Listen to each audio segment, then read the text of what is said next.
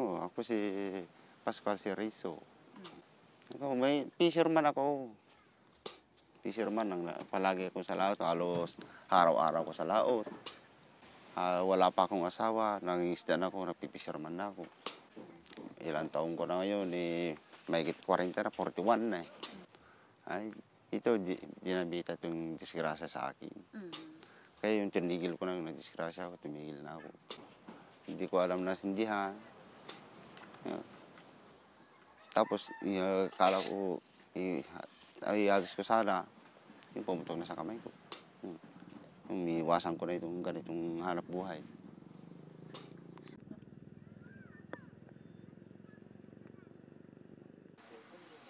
Ako po si Jose Jimenez, 52 years old, nakatira rito sa Barangay San Miguel.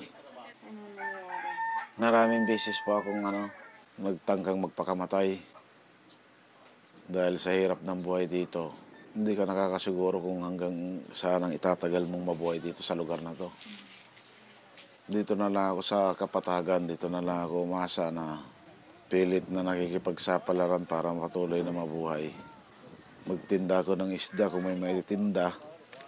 Kung wala naman, kung minsan tinutulungan din ako ng mga kaibigan ko na malapit sa akin. Wala kami ibang pupuntahan eh.